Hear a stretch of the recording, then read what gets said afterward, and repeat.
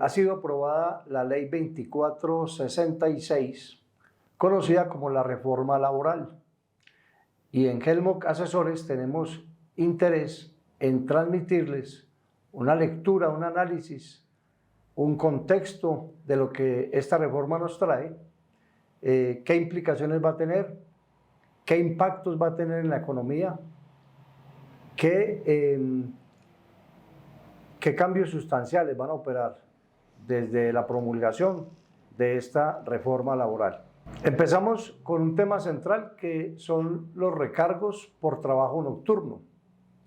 Hasta hoy, los recargos nocturnos se vienen reconociendo entre las 9 de la noche y las 6 de la mañana. Ahora va a ser desde las 7 de la noche hasta las 6 de la mañana. Su aplicación no es inmediata, 6 meses después de promulgada la ley. Prácticamente enero del 2026 empieza a regir este cambio sustancial. Ese recargo es del 35%, la tarifa sigue siendo igual, solo que aplica desde las 7 de la noche. Domingos y festivos. Se viene pagando un recargo, no hablamos de horas extras, hablamos del recargo, porque dentro de la jornada laboral semanal, los empleados están laborando en domingo y en festivo. El recargo por laborar en esos tiempos viene siendo del 75%. Ahora va a pasar al 100%. No es automático, sino gradual. Desde julio del 2025 será el 80%, julio del 2026 será el 90% y a partir de julio del 2027 será el 100% el recargo dominical o por trabajo en días festivos. Aquí entonces es importante lo que estamos mirando en la imagen, porque el primer contexto que debemos hacer, que es necesario contextualizarlo ahora, es que el salario mínimo en los últimos 5 años ha crecido en un 62%. En el año 2020 el salario mínimo estaba en 877.803 pesos y hoy lo tenemos en 1.423.500. Eso significa que en 5 años ha incrementado el salario mínimo en un 62%. Número 2, la ley 2101 del 2021 estableció un cambio en la jornada laboral semanal, llegando de 48 horas para llevarla hasta 42 horas, de manera gradual. Esta ley ratifica esa gradualidad, por lo tanto, en julio del 2025 la jornada laboral será de 44 horas y en julio del 2026 la jornada será de 42 horas. ¿Qué va significando todo esto? Que el salario permanece igual, pero el tiempo de labores disminuye, por lo tanto el valor de la hora se incrementa. Cuando nosotros pasamos de 48 horas a 42 horas semanales, se está reconociendo o le está generando un ajuste en los costos operativos a las empresas de un 13%. Le vale un 13% más solamente por reducir la jornada laboral. Entonces, mire lo que traemos. Un salario mínimo que se ha incrementado en 5 años en un 62%, una jornada laboral que bajó de 48 a 42 horas, que son un 13% más. Veamos implicación directa en sectores de la economía que van a ser afectados con estas nuevas normas. Los establecimientos de comercio que funcionan en los centros comerciales, los restaurantes, los bares, a manera de ejemplo, hay muchos otros sectores que también resultan afectados. Entonces, pero veámoslo un poco en cifras para comprender esa afectación en qué consiste. Usualmente un restaurante o un establecimiento en un centro comercial tendrán jornadas los empleados hasta las 10 de la noche. Entonces actualmente se está pagando, se está reconociendo una hora de recargo nocturno, de 9 a 10. Ahora se va a reconocer 3 horas, de 7 de la noche a a 10 de la noche que termina su jornada. Eso implica que se triplica, ese rubro se triplica. Ustedes lo pueden ver. Si se tiene 10 empleados, pasará ese rubro de recargo nocturno de 913.000 pesos al mes a 3 millones de pesos. Y todos los demás ejemplos con el número de empleados, ustedes pueden ver que prácticamente se triplica ese rubro de recargos nocturnos. ¿Qué pasa con el recargo por dominical o festivo? Si no se hubiera hecho gradual, sino que su aplicación fuese inmediata, entonces estaríamos asumiendo un 46% más por recargo nocturno, porque trae el 33% que aumenta la tarifa, que era del 75%, ahora pasa al 100%.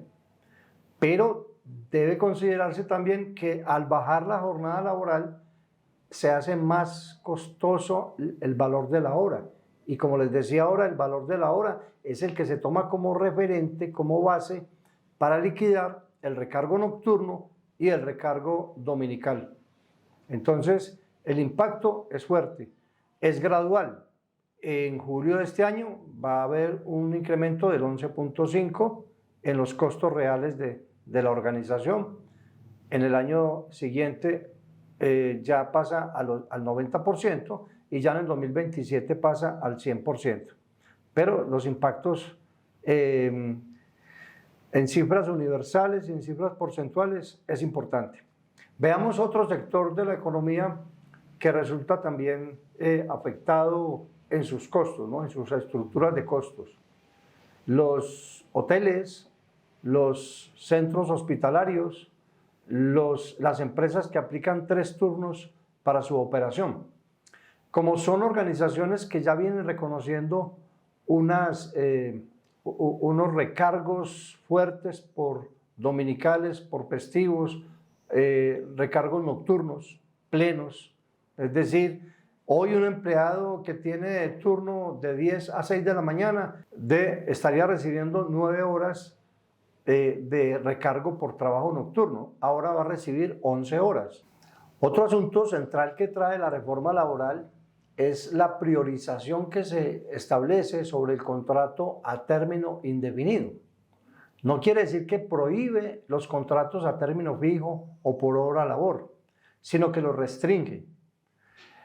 Un empleado en Colombia entonces podrá tener hasta por 4 años contratos a término fijo.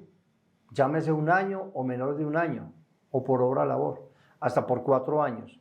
Después de los 4 años, ya necesariamente tendrá que migrar hacia un contrato indefinido, en donde va a tener derechos desde el momento de inicio de su vinculación a la empresa. Entonces, ¿quién va a resultar muy afectado con esto? El Estado colombiano, porque el Estado es el que más puede tener vinculación a término fijo. Entonces, ahora el limitante es 4 años. ¿Qué pasa con los que ya llevan 2 años, 3 años o cerca de 4 años? No, la ley no es retroactiva. Entonces, ese conteo empieza desde el momento en que la ley entra en vigencia. Si lleva 15 años, empiece a contar 4 años. Y ya dentro de 4 años no puede permanecer contratado a término fijo, sino a término indefinido. Y conserva la misma figura de que la 4ª renovación tendrá que ser a 1 año. Cuando se hace contratos 3 meses, 3 meses, 3 meses, hasta 3 veces podrá renovarse, la 4ª vez tendrá que ser a 1 año o pasarlo de una vez a término indefinido. Con los practicantes, allí también hay un cambio muy significativo.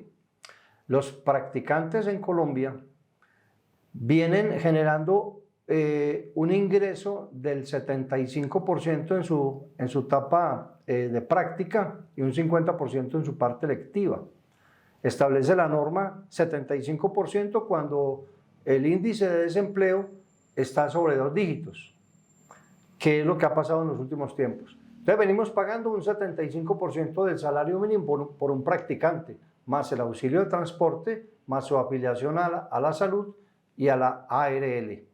¿Qué pasa ahora? El practicante pasa de un contrato de práctica a un contrato laboral especial. Vínculo laboral que le genera derechos prestacionales, o sea que al menos debemos pagarle cesantías, intereses, primas, vacaciones, y que genera unas obligaciones de aportes a la seguridad social, salud, pensión, riesgos laborales, de tal manera que se encarece la contratación de un practicante. Vamos a mirarlo en cifras financieras para comprender el impacto que va a tener o el costo que va a tener el vincular practicantes a la empresa. Hasta hoy, decíamos, le pagamos el 75% de un salario mínimo, auxilio de transporte, riesgos y salud. Eso en pesos nos da 1.406.651.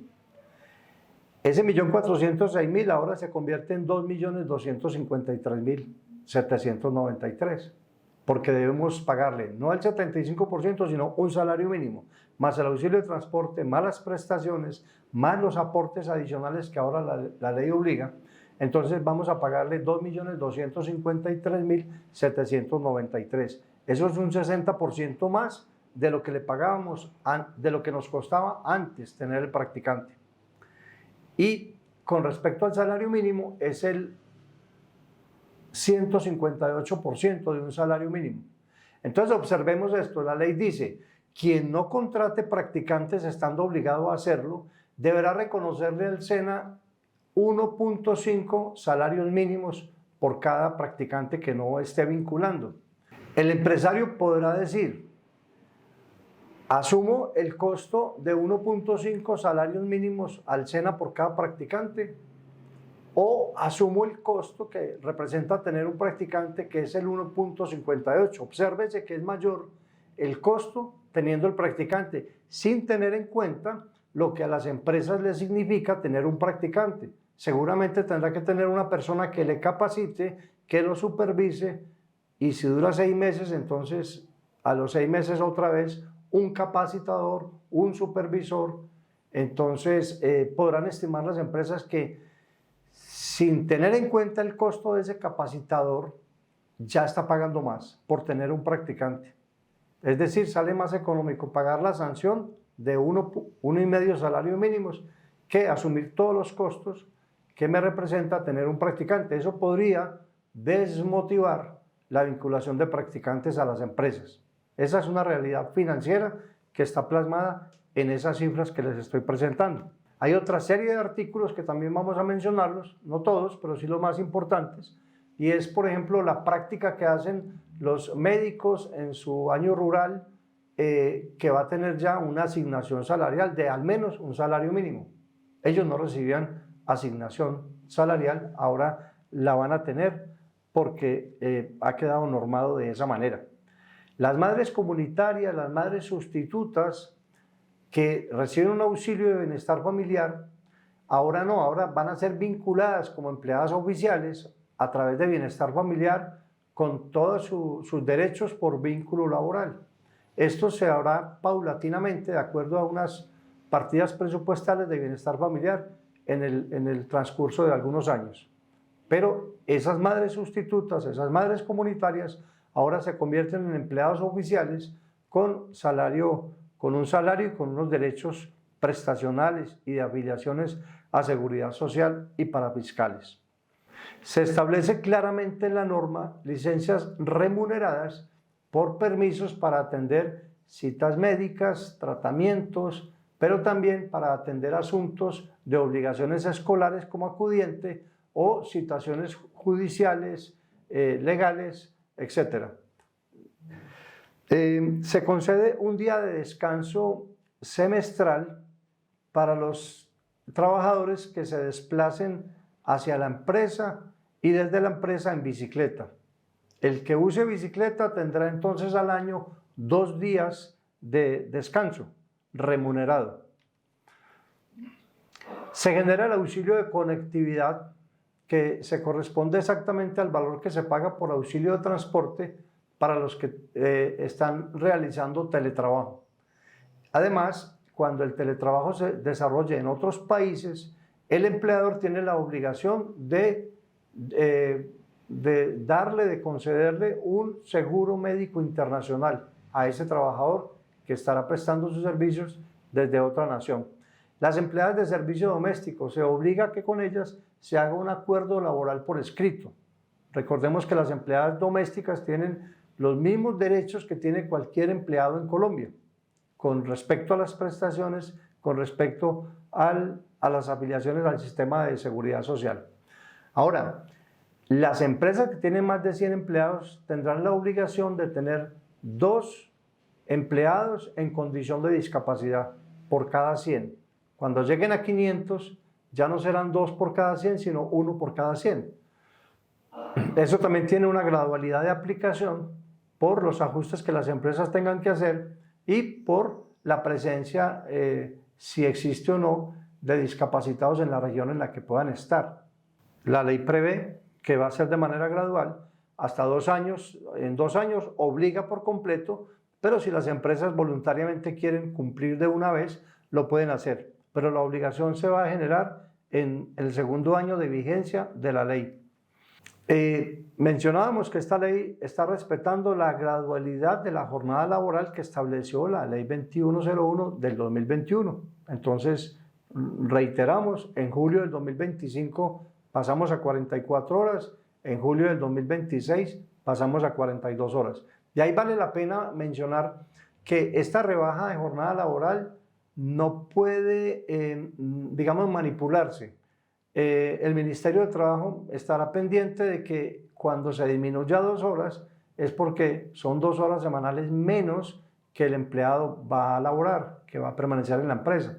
De tal forma que entrará más tarde o saldrá más temprano. Esa aplicación la están vigilando de que se dé para que no haya combinaciones o criterios de aplicación diferentes a esos. Trabajarán menos.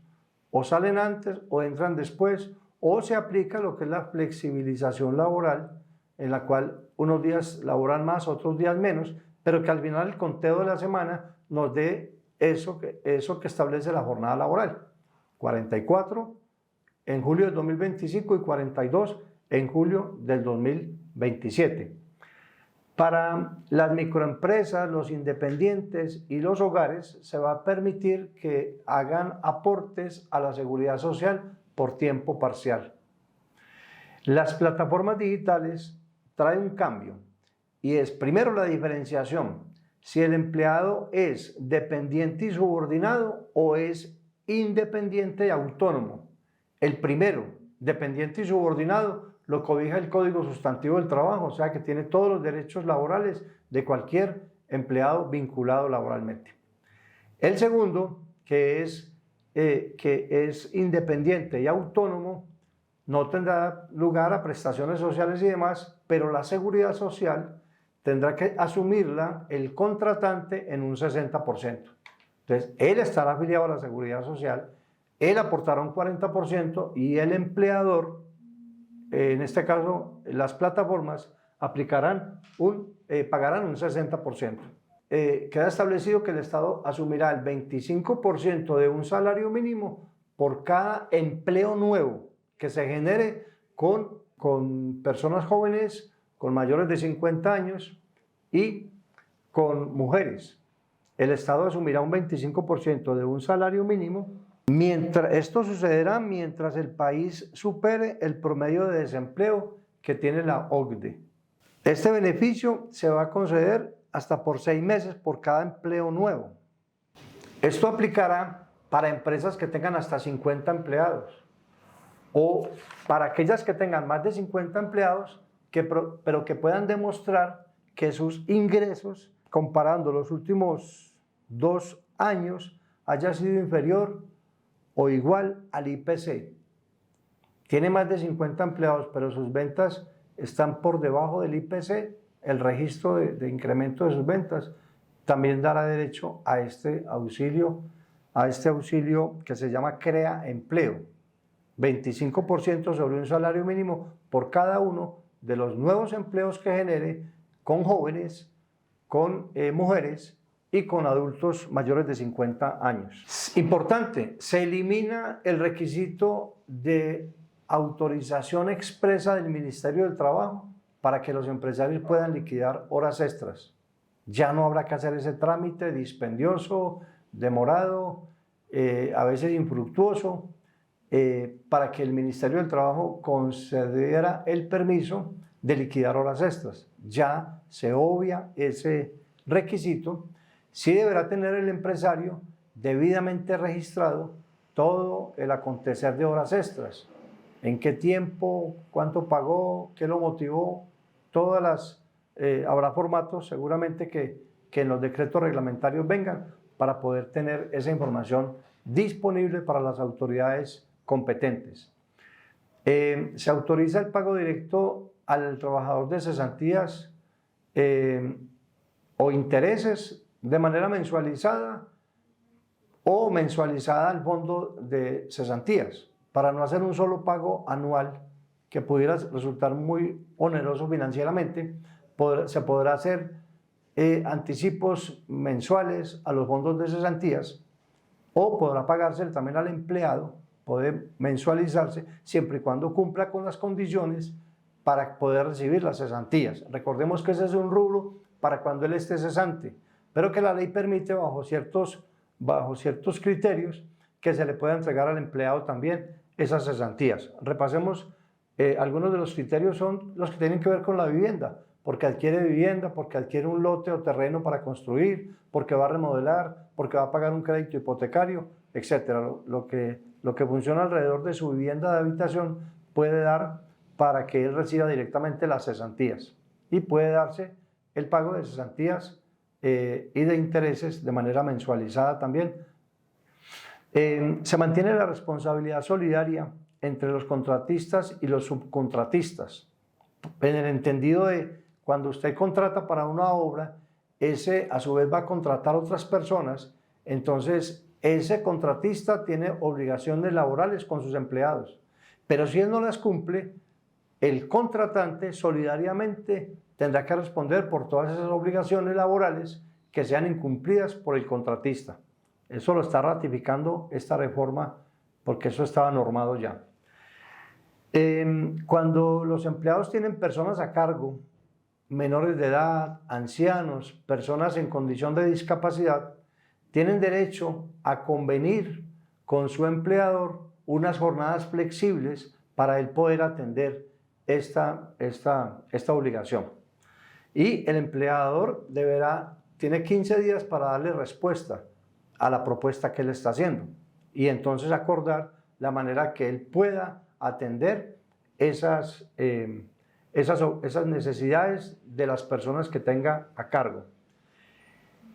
Además, viene algo novedoso, y es que las empresas tendrán que permitir la presencia en sus lugares de trabajo de mascotas, perros y gatos fundamentalmente, cuando hay una condición que está certificada por psicólogo o psiquiatra, que lo necesita la persona para un asunto emocional dentro de su tratamiento psicológico o psiquiátrico. Se mantienen las empresas de servicios temporales, pero haciendo la claridad que están diseñadas estas compañías para atender puestos de trabajo de manera temporal, puntos altos en producción o en ventas, por licencias, por reemplazos, pero temporales. Cuando ya esa función se vuelve permanente, debe migrar necesariamente a un contrato laboral de vinculación a término indefinido. Entonces, digamos que se condiciona un poco más para que las empresas de servicios temporales cumplan el rigor de tener empleados en misión, pero solamente por cargos temporales. Se regula el procedimiento disciplinario para imponer sanciones. El cambio relevante es que no va a aplicar para empleos domésticos ni para microempresas con menos de 10 empleados. Esto que vamos a decir no aplica para microempresas que tengan hasta 10 empleados. Pero los demás tendrán que cumplir 7 pasos para generar sanciones a sus empleados. Mucha atención. Primero, comunicación formal de la apertura del proceso al trabajador. Segundo, la indicación de hechos, conductas u omisiones que motivan el proceso y por escrito además. Tercero, el traslado al trabajador de todas y cada una de las pruebas que fundamentan los hechos, conductas u omisiones del proceso. Cuarto, la indicación de un término durante el cual el trabajador pueda manifestarse frente a los motivos del proceso, controvertir las pruebas y allegar las que considere necesarias para sustentar su defensa, el cual en todo caso no podrá ser inferior a 5 días. Quinto, el pronunciamiento definitivo debidamente motivado, identificando específicamente las causas o motivos de la decisión. Sexto, de ser el caso, la imposición de una sanción deberá ser proporcional a los hechos. Y séptimo, la posibilidad del trabajador de impugnar tal decisión. Esos 7 pasos tendrán que estar debidamente documentados para probar que se cumplió con el rigor para poder llegar a una sanción de tipo disciplinario con el empleado. Las calamidades domésticas, que era tal vez un concepto medio subjetivo, aquí puedo quedar un poco más aterrizado, que establece entonces que cuando haya una calamidad doméstica comprobada en un suceso personal, familiar, y aquí lo dice claramente, hasta el 3er grado de consanguinidad, 2º de afinidad y 1º civil. Caso fortuito o fuerza mayor que afecte las condiciones o el normal desarrollo de las actividades del empleado. Entonces aquí es importante que repasemos cuáles son esos grados de parentesco por consanguinidad y por afinidad. Dice que hasta el 3er grado por consanguinidad, o sea que ahí los incluye a los padres, a los hijos, a los abuelos, a los nietos, a los tíos, a los hermanos, a los sobrinos, a los cuñados. Por afinidad, que es lo que tiene que ver con el cónyuge, entonces los abuelos del cónyuge, los suegros, el mismo cónyuge, el yerno, los nietos, hasta ahí porque es el 2º grado, y los hermanos y hermanas políticos, o sea, cuñados, también califican para esta. Y también grados de consanguinidad por sangre, afinidad por el cónyuge y civil por efecto de las adopciones. También ahí incluiría los hijos adoptados, los padres adoptados, los abuelos, en fin, toda la línea por la condición de adopción. Las personas que están privadas de la libertad, el trabajo que ellos realicen va a ser considerado ya como una experiencia laboral. Y ellos, por cada 3 días laborados, se les abonarán 2 días de reclusión. El estatus migratorio establece entonces que las condiciones o derechos laborales del colombiano son idénticas a las condiciones y derechos del empleado extranjero, cualquiera que sea su estatus migratorio en Colombia. Claro, quien no está legalmente en Colombia, el sistema de seguridad social no permite que se afilie, y al no afiliarlo a la seguridad social se corre unos riesgos enormes, y además ese gasto no podrá ser presentado como deducible en los impuestos. Pero si está legalmente en Colombia, él tiene todos los derechos cual si fuese colombiano. Los deportistas y cuerpo técnico de deportes profesionales, los entrenadores y demás de deportes que ya tengan un grado de profesional, tendrán entonces derecho a que se les dé un contrato laboral especial por parte de las corporaciones y de las ligas, salvo que ellos sean independientes y autónomos. ¿Qué no fue aprobado en la reforma? Es importante puntualizar porque, como ha circulado tanta información alrededor de la reforma que fue tan accidentada su aprobación, entonces hay aspectos que no fueron aprobados y es bueno tenerlo claro. Uno de ellos es el modelo 4x3, que existía la posibilidad de laborar 4 días y 3 días descansar. Ese no fue aprobado. Tampoco se aprobó el contrato laboral por horas. Tampoco se aprobó. La estabilidad laboral reforzada, que nos mencionaba la imposibilidad más bien de poder despedir a alguien cuando ese alguien está llevando sustento a una familia. Eso no fue aprobado tampoco. Tampoco las licencias parentales, que buscaban que la licencia de maternidad pudiera ser combinada entre el permiso de la madre y permiso del padre. Ese tiempo repartido, unas semanas el papá, unas semanas mamá, eso tampoco fue aprobado. O sea que se conserva la licencia de 2 semanas de paternidad. Tampoco fue aprobado el fortalecimiento de la libertad sindical. Tampoco se aprobó una nueva prima sobre la rentabilidad de las empresas, no fue aprobado. Y tampoco se aprobó la licencia remunerada de 3 días por matrimonio, tampoco se aprobó, para que de eso no se hable más porque no fue aprobado. Entonces, ya para concluir, el contexto de esta reforma nos lleva a considerar qué sectores pueden ser afectados positiva o negativamente. Podríamos decir que hay una masa enorme de empleados en Colombia que van a percibir mejores ingresos por estas nuevas condiciones legales. Podría decirse que esos mejores ingresos van a contribuir al bienestar de las familias.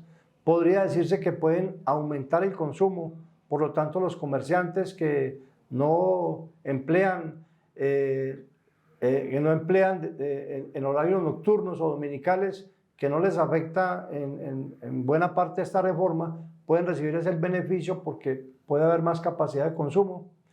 Pero hay muchos indicadores macroeconómicos que en el tiempo podrán establecerse si favorecieron o desfavorecieron. Hay voces de alerta en cuanto a que el desempleo puede incrementarse, otros dicen que no, que puede mejorarse. Hay voces de alerta en que la inflación pudiera también ser afectada, la productividad, la informalidad pudiera incrementarse de manera importante, dicen algunos expertos. Es claro entonces que hay sectores de la economía que resultan afectados en sus estructuras de costos, porque va a ser mucho mayor el valor que tengan por la carga laboral, por estos conceptos de practicantes, de recargos nocturnos, de recargos dominicales, adicionando a lo que les decía al comienzo, que la jornada laboral bajó, adicionando que el salario mínimo ha subido de manera importante en los últimos 5 años. Entonces, eso llevará a que tengan que hacer reajustes en sus estructuras de costos o otro tipo de estrategias de contratación. Empresas de restaurantes, hoteles, hospitales, compañías que tienen los 3 turnos de producción, todos ellos van a verse afectados con esta reforma. Entonces será el tiempo que dirá si el equilibrio entre los derechos de los trabajadores y la sostenibilidad empresarial aumenta o no la productividad del país. Esperamos que toda esta ilustración sobre la reforma laboral sea de aprovechamiento para sus empresas. Desde Helmoc Asesores les saludamos y estamos disponibles para toda necesidad corporativa. Muchas gracias.